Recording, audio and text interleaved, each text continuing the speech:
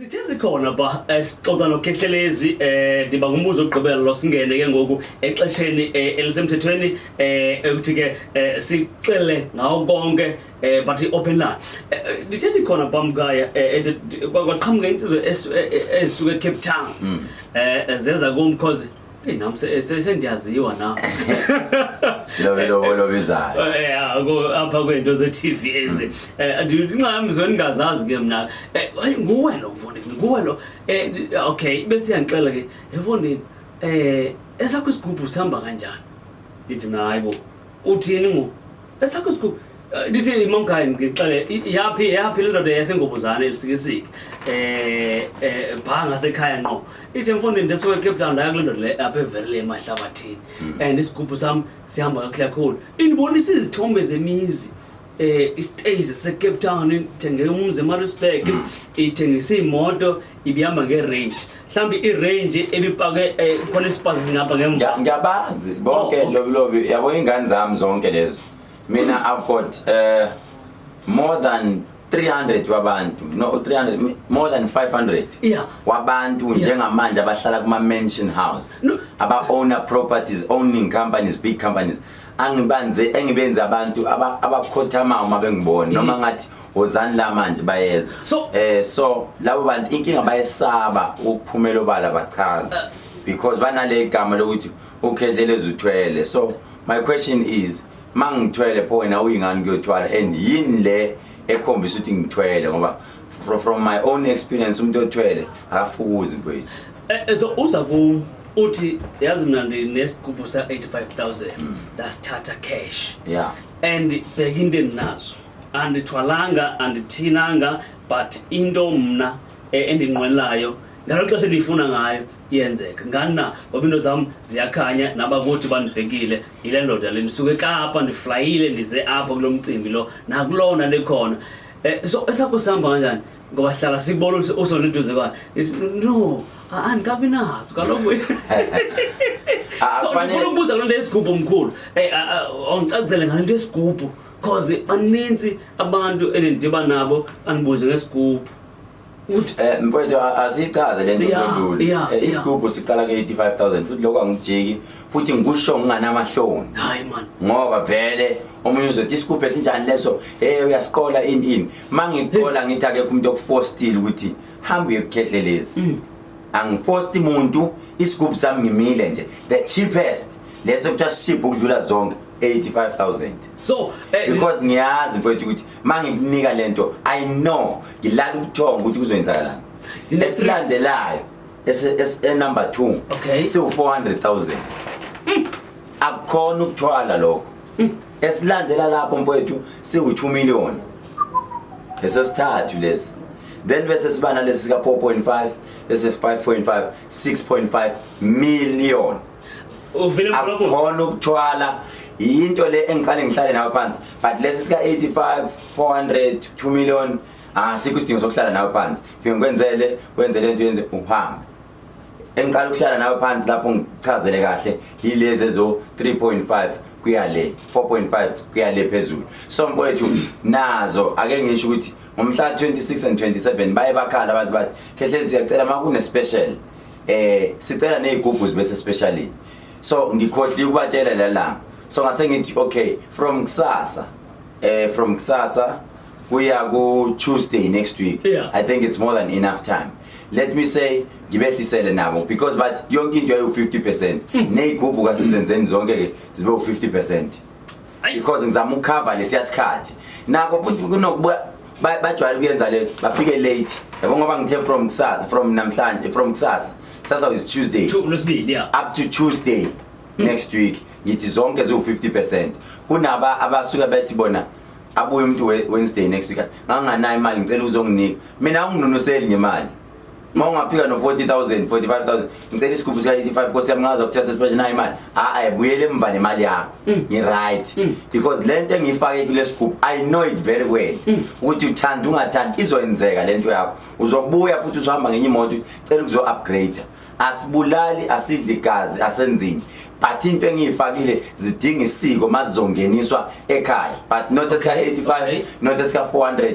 umuntu uzobuza ukuthi why zishiyana ama price namandla ayashiyana namandla ayashiyana nemithetho iyashiyana the more ukhokha the more zithi ukuthi izinto zakho angithi ke kuthiwa before uye phambili umuntu ozokunika into enhlanhla abantu abamnyama banenkinga eyodwa bahamba emntwini ohlala ku one room no one room uchekile lo muntu akasawuboni futhi uyawucinga ungcolile lana nawe uyabona ukuthi la ngizophuma nginamakhizana lo muntu uyofuna ini into yebusiness enhlanhla athi lo baba ngempela lento manginike lento mntanami izofika ikwenzela imanga uhlulwe yini kuqala wena ukwakha isigodlo sakho kuqala ngoba phela bayaqala sekubuke nalokuthi lo muntu othi ukunika into enhlanhla yena unayo yini enhlanhla ngoba ethi business yami uzolinyusa elakhe linyukile yini kuba nokuthi umuntu athi mina ngiyofuna into yebandla wena unalo ibandla qala lokho ngoba enye into bethu idinga common sense serious enye into idinga common sense awuthi wena mawuthwena nginomuntu webusiness nawe asikwazi ukuthi when it comes to business uyabala nawe kuma business you are big mawuthi ufuna into ama client naye lo muntu kuma client unawo kuyabonakala kunjalo nje sihlelo Dr. Khehlelezi uyivile indaba yesigubhu mphulaphula abantu bezibuza pha bethe unaso nawo but Dr. Khehlelezi singeleke kwi feature gama la isintu sam so siyafisa ukwazi ngomsitho ubukhona phezolo apho bekunimbathiswa uprofessor Khehlelezi kunendwendwe ebezikhona pha zizimase umsitho kunendwendwe ebezisuka kumazwe ngamazwe kunendwendwe ebezisuka kuma institution okuhlukahlona kwawo kunendwendwe ebezisuka kumabandla nabantu bezigodi bona namakhansela buhlubudlalo bakho nomphakathi waseVerem angithi phela ama client kuna la we've got this kind of clients abathi before bayolasha yilaba bafundile they first do research benze research yala uhlala khona benze research ngefamily yakho benze research yonke bafuna ubona kahle kahle lo muntu onjani so mina ngisho ngafika ubuza umakhelwane ukhetheleza unjani bakutshela ukuthi lo muntu oqala inkinga lo strong number 2 unenhlizwe enhle nginenhlizwe enhle ke mina angiyena umuntu ohlala bobubuso ngiyilento nje lento ngibona ngiyona lesweni kwethu ama ngisukela ngizokutreat ngale ndlela ofuna ngitreat ngayo ngizokutreat anginankinga so ngisho ukuthi ngijabulile mfowethu izolo mangibona ikhansela lami umdletshe ufakazi what 60 I think what 60 because mfowethu nabo mabefika bomkhandlu opolitiki ethi sicela usixhase la ngiyashesha ngiyalula isandla ngixhasa bathi lokho ngisheshe ngithi umphakathi mawufika ukuthi silambile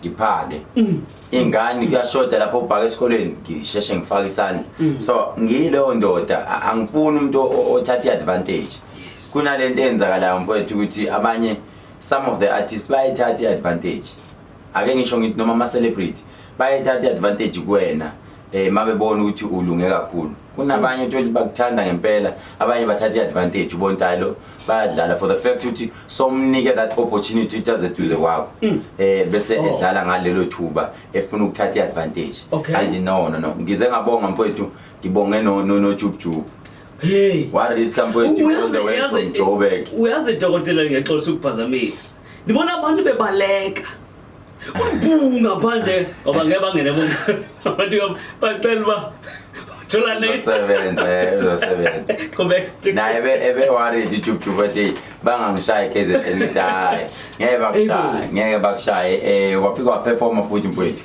ukukhumbula ukuthi Jubjub uyisibonele esihle because lo muntu uphuma ejele and uphuma eminyakeni udonsile so uyasikhombisa ukuthi umuntu ophuma ejele can still prove himself kubantu ukuthi sengashintsha ushintshile mfowethu and siyambona uya achieve hayi kancane akalibele indaba uphusha into yakhe ayiphambili and siyayibonga leyo nto kunjalo dokotela andiyazi into bona ke bakhona abantu abafisa ukuthi babe nobudlelwano nabo baxhumane futhi nawe masiqhubeka dokotela kune special esikhulu zibe khona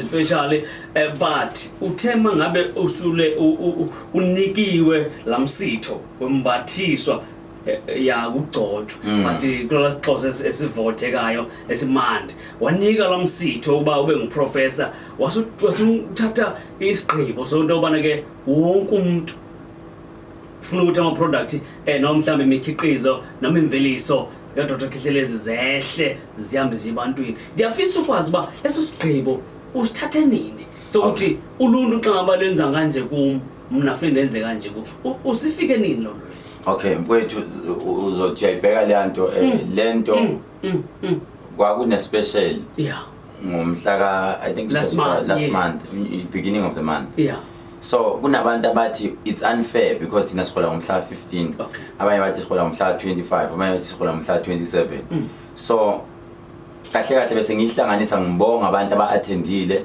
ukhumbula ukuthi izolo bethu bekukhokho kodwa indlela bekugcwele bekugcwele ngendlela esimanga but kukhona abafana nje abancane abathintekile ngempama kodwa because bese bayenza fraud noma ikuphi ngakho uzubone isimanga ngisuke etafuleni umoya ongcwele wakhuluma nami wathi hayi kunabantu phandle abagangayo kanje abafroda amathikithi okungena ngihamba ngawumcapuna straight umfana woza la umoya ongcwele ukhuluma ngawo umsurrender kumabhodi kanti anisaleni imbuthi ngiyabuya kanti ngempela bayawafroda amathikithi kodwa ke bakwazile ukuthi yalungiswa leyo ndaba balungisa baxolisa abafana baphuma lapho so into engisho ukuthi ispecial mfowethu sikhona ngomhla ka 26 esasegoli sizoqala ngolwesine this Thursday njengoba ngegoli siyaqala ispecial wonke umuntu ofuna ama products isigubhu siqale kusasa mfowethu isigubhu siyaqala ngolwesibili isigubhu yabona inamba yesigubhu nje umuntu ofuna isigubhu ngicela ukuyishiya esayidini yodwa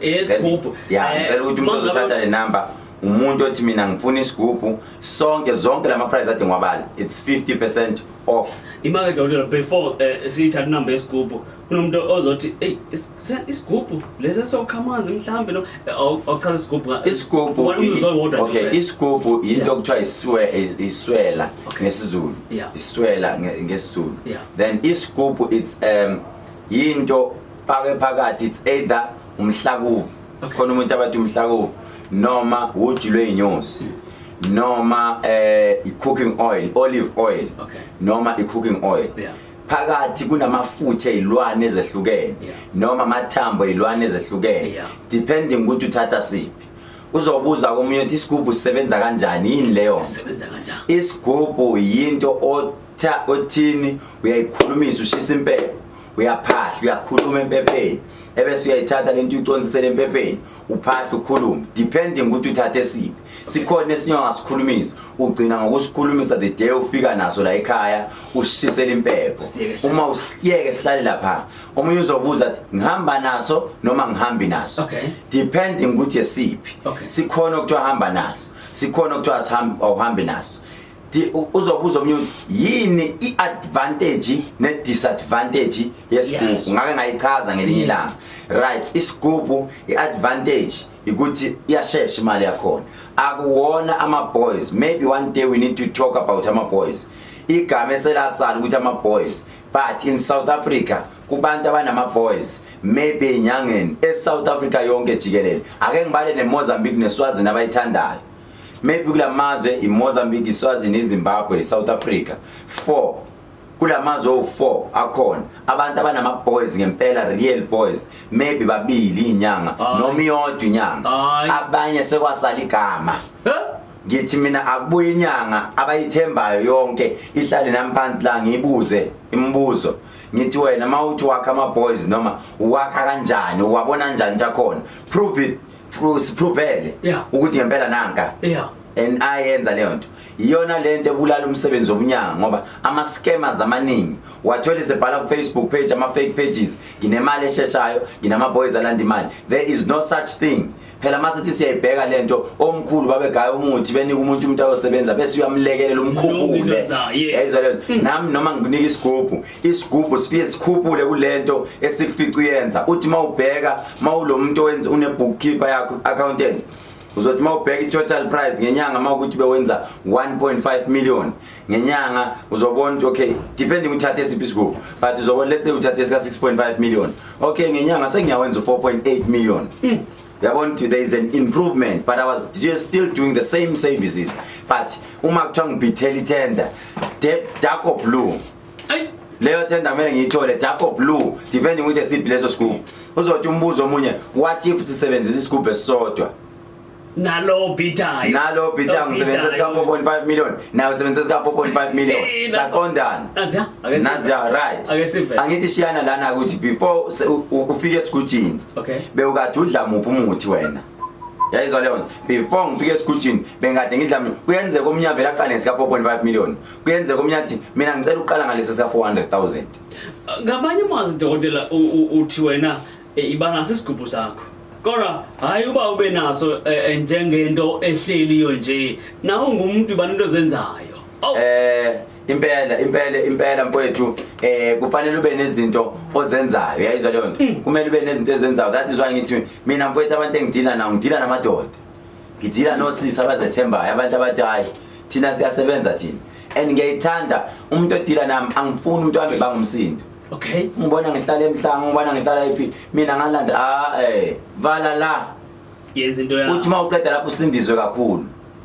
Usindizwe kakhulu bese uqeda bathethisa niyofunani lapho in very good bashangani ngestrategy. Phela ngeke sonke sigijime siyofuna igubhu, kunabanye abanye bagxeke mabegxeke bahlehla abanye bakuvule indlela. Yes, asibanike inamba yesigubhu nje kuphela. Alright. Hey Tholando. Alright, inamba yesigubhu mfowethu 067 139 64 86 067 139 64 86. Ya WhatsApp le number uzandile abazomthola, abangeke bathola uKhehlelezi, bazothola intombazana uzandile. Okay. Uzandile akazilutho ngokwezigubho, uwazi kuphela ukuthi uthatha iappointment, utshela umkhulu nangumuntu uthe uyeza mlungisele into yakhe. Ngimlungisele into yakhe umuntu mayifika ayithola into yakhe. Umuntu ezothatha isigubhu sika 85,000 noma sika 400 ufika nendwangu emhlophe e1 meter. Indwangu emhlophe e1 meter ebese ngiphathela isira uju lenyusi. Angiphathele leyo. Right, probably guys vile ke siqhubeka phambili ngaliqhatha no Dr. Khehlelezi o professor itshilo probably lathi soxolisa ngoba ulwimi alakaqheli ewe ngaliqhatha masiyabe semncabeni siphinde siyabe sekuyo phake i-app yezilomzansi yodumo bakhona bathi babhala futhi but asiqale okay asiqale kuyi-app dokotela ngaliqhatha sive ubaba thinda abantu ngaliqhatha kwizwi lomzansi nazonke okay nakothi abhala kakhulu sawubona we msakazi nami ngikhona la ensimbini ngihlezi no Tapsile enkosi noNhlanhla. Okay, ungathi usonwabile nje na ke lo siphinde sibheke omnye uba mhlambi uthini yena ngicela umkhulu andithandazise ndifumane abalandeli kumculo wami. Okay, usenqobo lo uphulaphule kwezilomzansi asiphinde sibheke omnye futhi nasemncabeni sizoya. Nami ngithanda ukubuza ku Dr. Khehlelezi buza phela. Okay, uthumele nje kanjalo kwi-app yezilomzansi nanko omnye futhi obhaleyo kubani yena Nothile Sithole. Alright Dr. K, siyakubongela umkhulu wena akekho ongaba njengawe ngoba usuka kude ngempilo umuntu ozama ukuzenza wena kufane ukuthi ayodlala ngoba ozama ukuzenza nafuna ngambo odlala safe akasayingeni akaqualify ku league yakho kuyeba uNothi Sithole. Sithatha umphulaphula emncabeni enkubeni siyakubonisa Monica. Lo. Yes kunjani baba? Ngiyabonga. Sikhona baba ngoba nesikhuluma naye kwiphinda uthi kumkhulu. Ukuzulela mbana mafethu ngicela ukubulisa uprofessor namhlanje. Amen Khehlelezi mbonga ukungihlonipha professor thank you. Ngiyabonga mkhulu. Ngiyabonga baba kunjani? Hayi ngiyaphila mkhulu. emkhulu ngijabulile kakhulu angiphumeleli isikhathi esiningi uma wenza imicimbi emkhulu kodwa ngisuke ngifike ukuthi umsebenzi usungibambile ngiyazi ngila ngophumelela naSunday engicela kuwena nje mkhulu engicela ngempela ukuthi uzongaphiki engiyakunxusa uNkulunkulu ngathi angakupha amandla uzungaphakami basi lube le nto yiyona sizingakwazi ndoda wangisiza uyile nto yona kahle ngiyacela uNkulunkulu wathi ngazibusisa akukho okukhulu kunalokho nako sokuthathela ngizokubona ugcina ungithemba ukuthi uzongifaka emanzini ngizokubona ngiyakuthanda ngiyabonga Khehlelezi hayi manje ngiyaya I think ngoJune phakathi nonyaka kahle mkhulu uphile ba Enkosi kakhulu siyabonga kakhulu tata siqhubeke phambili sibheke mhlawumbe sithela abantu bakhona emnxebeni uyakwazi ukuqhagamshelana nathi ku 060 480 764 060 480 764 Muleka sikhona mama kunjani khona nathi tata ngicela ukubuza ngithanda bane kweyiphinda Ukena usikhona tata eCape Town. Use-Cape Town kweyiphinda ba kulamandla weKapa lodumo. Usekhaya tata. Usekhaya elitsha mama. Ufuna ukuthini kwindombandombane komkhulu Dr. Professor. Ayi maninzi lamagama. tata Lobilobi Yes, good. Oh, kunjani? ngicela ukuyisa uprofessor hayi sinomama phindile umama wami yabo tata awumkhulu wami uyaphila Khehlelezi tumezizweni amen awu baba yazi bengithanda ukuba khona emsebenzini wakho sengike ngakubona kodwa bengithanda nje ukuzokubingelela amen tata awamkhulu siyajabula kakhulu makuthi naku usibonisa ubukhulu bokuthi ukusebenza kanzima ukuzikhandla okunjani empilweni amen baba baba siyabonga sizokubona ngolunye usuku ngisasho namama mkhulu ngithi ungasikhohle eCape Town ukuze hayi seliyanga khona baba sengiyafika yebo mkhulu hayi ke masibonge mkhulu osibusise ubusisa nathi usibusise ungasikhohle emthandazweni wakho amen siyabonga mkhulu Enkosi tata siyabonga kakhulu ekhaya elitsha siqhubeke phambili uproprietary lakhe umqa phambili izwi lomzansi ngalo eli ixesha emnxebeni soqhagamshelana ku 060 480 enkqubeni siyakubulisa Monica sikhona akhona kunjani usivoice sikuvela kuhle tata ngiyaphileka siyaphila tata kuba nendawo uphile ndawo ngihlala la eKhehlelezi wa kuphi Khehlelezi ngiseKhehlelezi ehlala phezu kodaba nkosi yami nakumkhulu uphulaphula uthini kulo mmandla seKennedy kubani hayi ulidoli kawo wala eKhehlelezi aphilisi ngoba ngicela ngikhanyisele ukuthi kugwena kanjani pha hayi njengoba not namhlanje hayi namhlanje mkhulu ngicela uphulaphula inkqubo zonke nje rhoqo xa ngomvulo but sesiyicacise sangena inkqubo iqala uba inkqubo izohamba njani kodwa ke mkhulu angeke sibagxeke abantu uyazi uba ingxaki zininzi enkqubeni siyakubulisa ngelixesha Monica isintu sam yes baba Rocky yes baba Rocky siyabonga nkosi yami kwizilomzantsi uthini ba likhubile ligama likadokotela lekuprofessor noma ligama ngani kaprofessor yes ethi wenza into eclean a clean machine is a winning machine umsebenzi omuhle la uyohlala eqhubekela phambili kodwa ngoba nithe open line bela ukuchaza kancane lapho ubehluko phakathi simbona ngani umuntu omfundisi simbona ngani umuntu othwalayo ngiyabonga baba okay alright Rocky siyabonga kakhulu ubona ngani umuntu ongumfundisi ngokwenyani umbona ngani umuntu ongumfundisi ngoba ukhona into azisebenzisayo okay othweleyo kahle kahle good question mfowethu lento wazoyibuza izongenza futhi bangizonde kubalekile ukuthi umuntu before umlandele musukuvuka umlandele yazi background yakhe kunabefundisi njengamanje abakhulumela futhi abakhuluma kakhulu but masithi siyalandela lo muntu ukhule vele ngasonti ukhule iphuzela utshwala noma ukhule idrive itekisi uthe nje in the next 2 years uthe suka lapho 2 years previous wase nango sewumfundisi duku sewumfundisi lo ophezulu but vele ukhule ngaziwe ukuthi isonto uyalazi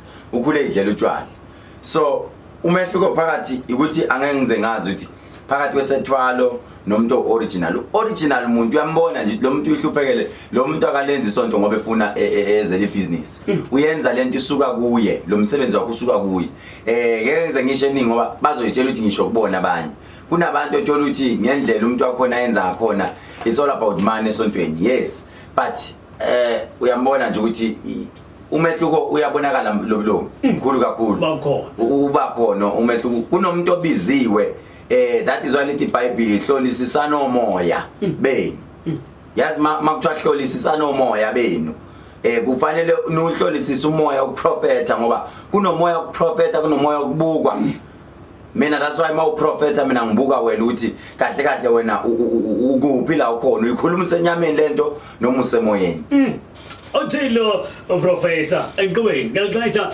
asihambe sekobeni bokugqibela ku 060 4807 Ngqubeni siyakubulisa Monica Molo baba unjani? Sikhona mama Khondo kunjani? Siyaphila nami uthetha noThumeka eMthatha. Usemthatha kweyiphi indawo eMthatha kongangilizwe ndawo phi? Ngise-Fort Gale ndibukele ubaba ku-YouTube ndifisa ukumbona. Usa-Fort Gate unxibe ntoni utata xa umbheka apho Professor unxibe ntoni? Unxibe iset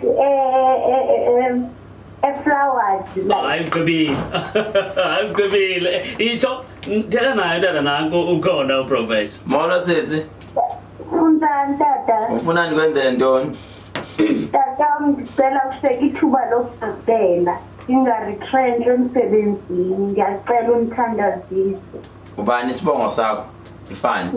Nguvenfolo. Okay ngizawuyenza le nto kusasa ekseni. Ngiyacela inkosi ke ba. Okay. Enkosi ke mama siyabonga kakhulu eMthatha niphile enkosi ngoba nifollowishe uProfessor ngalixesha kwizilo Mzansi FM emva komboko Khehlelezi umthwesi lobilobi lobize eradweni umakhathula ke intokazi naye yanithola 9 months iphakula amandla osemsikisiki elisikisiki idolophu funa bayazi lonto leyo ekanti futhi Dolophu mkhaya. idolophu mkhaya iMonfre indoni Nalo idolophu mkhaya. Utsho nje? Yeah. Mkhaya ungathi idolophu sikisiki idolophu.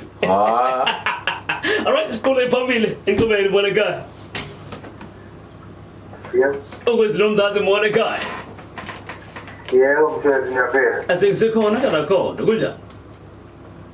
Siyaphila mthezi ngezwa lena mthezi. Hayi inkosi nathi sicela ukuza thina nabantu kweyiphinda nanku udokotela ungxangile for loan ntetho yakho oyithethayo kuba nephi? Ukhuluma nomthembu lawa kwamanje. Eke Yebo mthezi.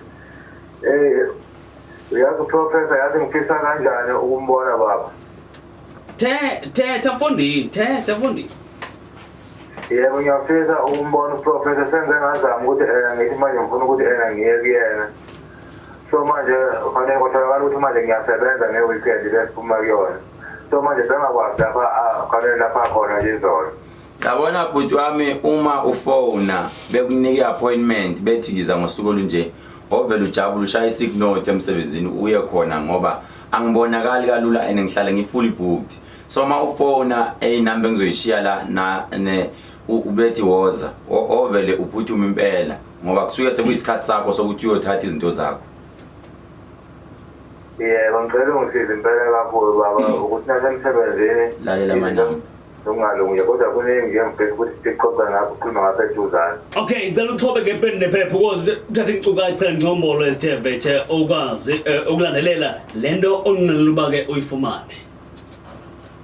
Yebo baba. Enkosi bawo.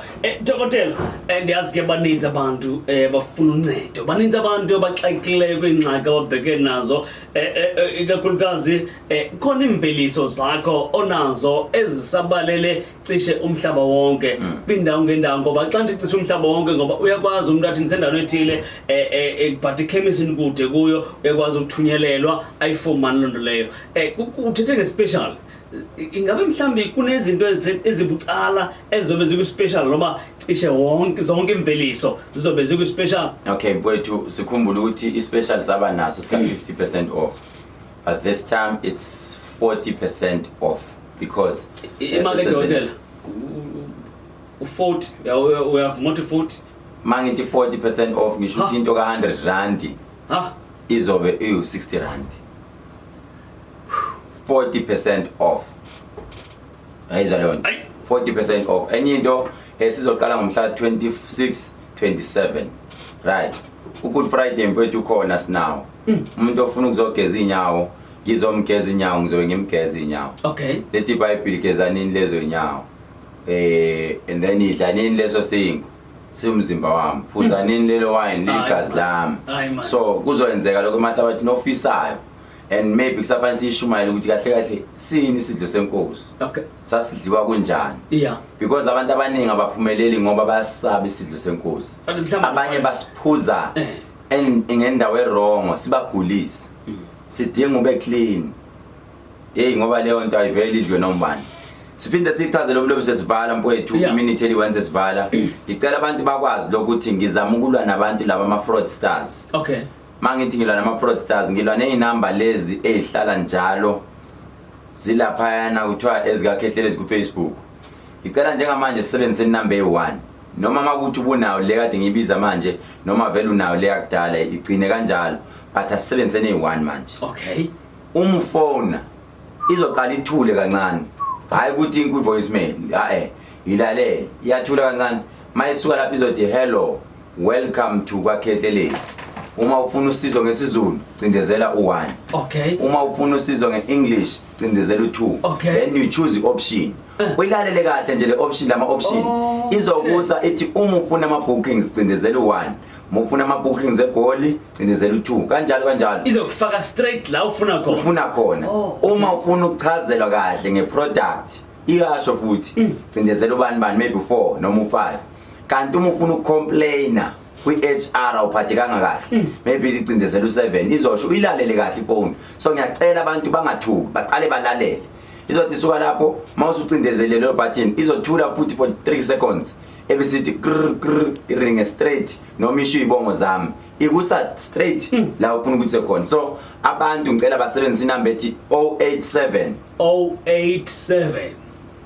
550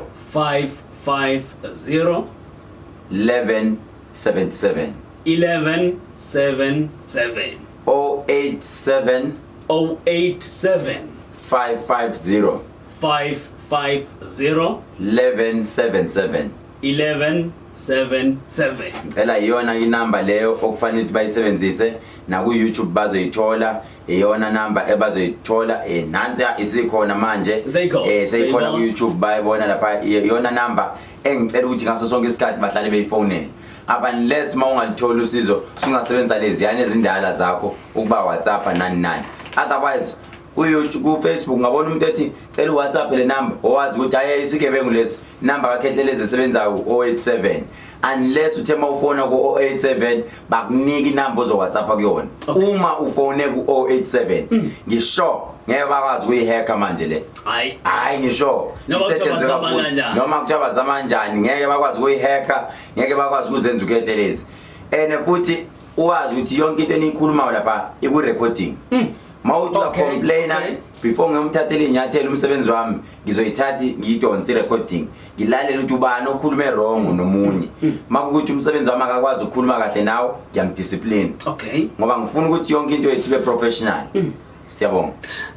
Babusa abantu phezolo Dr. Khehlelezi babuza abanye ingathi ngaphinde yenzeke into nje. Zikhona ezinye iziqo singazibona ziqhamuka mhlambi. uNkulunkulu ohlelile mfethu lithi iBhayibheli akuyena wonke umuntu okhethele isikhundla kodwa esalaba abakhethiwe uNkulunkulu elaba ngesa abakhethiweyo hayi bonke lezo sikhundla kusona noma isikabani. Kodwa dokotela ngiyacela nje uqhubeleke imbambiswano likuvile indethweni ngoba siqhubeleka sithetha nje abanye babaculi abazwayo bagqibela sebethatha advantage iba buhlungu lonto leyo because ngoba nawe ngumuntu kaloku kodwa imbambiswano yakho nabantu abangama artist iqhubeleke ibe yinhle dokotela. Ngiyabonga mfowethu. Noma zikhona ingqinambi ndiyazi nawe indoda kaThixo uzokwazi ukudilithana nazo phana pha kodwa ke sibulele phezulu sibusile fondini. Amen bro.